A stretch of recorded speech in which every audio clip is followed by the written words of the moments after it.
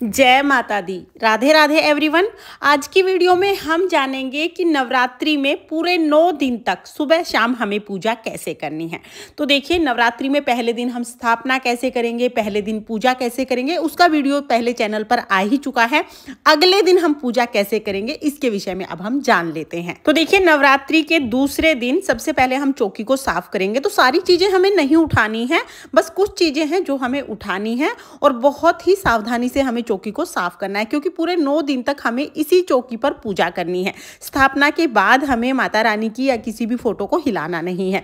तो सबसे पहले देखिए, जो हमने यहाँ पर दिया बाती जलाया था, इस दिए को हम साफ करके दोबारा से पूजा में यूज। और देखिए, जो हमने हवन किया था, हवन की जो राख है, उस राख को आप चाहें तो आप पौधों में डाल सकते हैं ताकि इसका खाद बन जाए, या कहीं नदी में आप विसर्जन भी कर सकते हैं। जो बर्तन है मिट्टी वाला जिसमें हवन किया है, इसको हम दोबारा यूज करेंगे। तो इस तरह से हमने जोत को और हवन की जो राख है उसको हटा दिया है। उसके बाद फिर जो फूल हमने चढ़ाए हैं वो फूल हम उठा लेंगे। थोड़ा सावधानी से हम फूल उठाएंगे, क्योंकि जो नवग्रह वगैरह हैं वो हिलने नहीं चाहिए।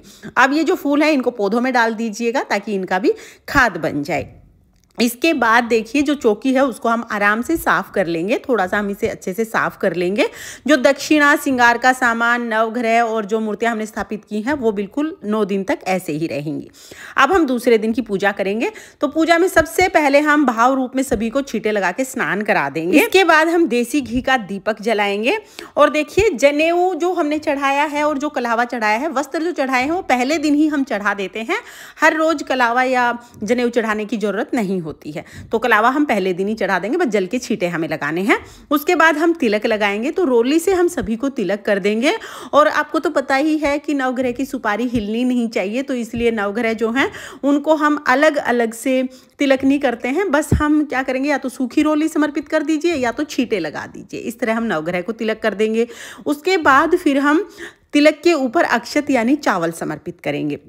फिर हमें फूल समर्पित करने हैं।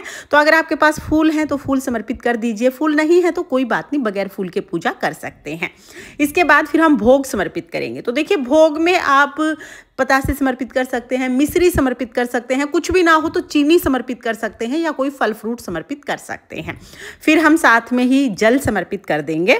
इसके बाद हमें हवन करना होता है। तो गाय के गोबर से बने हुए उपले को जलाकर फिर हम छोटा सा हवन करेंगे। उसका मैंने डिटेल आपको कल बता ही दिया था। बस हमें अग्नि प्रज्वलित करनी है।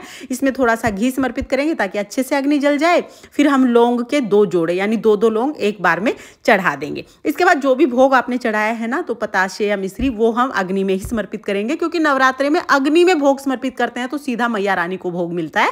तो अग्नि में आप भोग जरूर समर्पित कीजिएगा। फिर हम क्या करेंगे, जल लेंगे और जल को हम जो हमने हवन किया उसके ऊपर से 2 बार वार देंगे। इस तरह से हमारा जो हवन है वो पूर्ण हो जाएगा। फिर धूप दीप से बहुत ही प्रेम पूर्वक हम आरती करेंगे।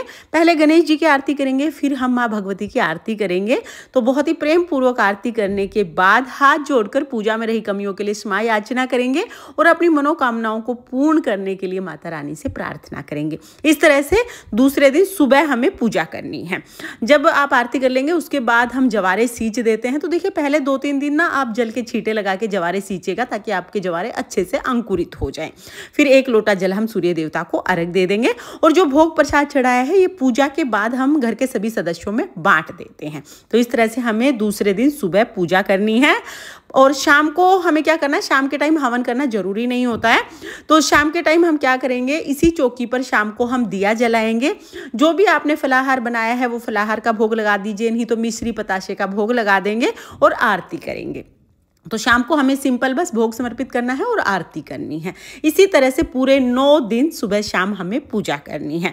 तो फ्रेंड्स, आपको नवरात्रि पूजा की ये सरल विधि कैसी लगी कमेंट करके जरूर बताना। और अगर ये वीडियो आपको पसंद आया हो, वीडियो आपके लिए थोड़ा बहुत भी यूजफुल हो, तो प्लीज वीडियो को लाइक कर देना। और हम महिलाएं घर में तीज त्योहार कैसे करते हैं ये देखने के लिए मेरे चैनल को सब्सक्राइब कर लेना। माता रानी की कृपा आप पर सर्वदा बनी रहे। जय माता दी। राधे राधे।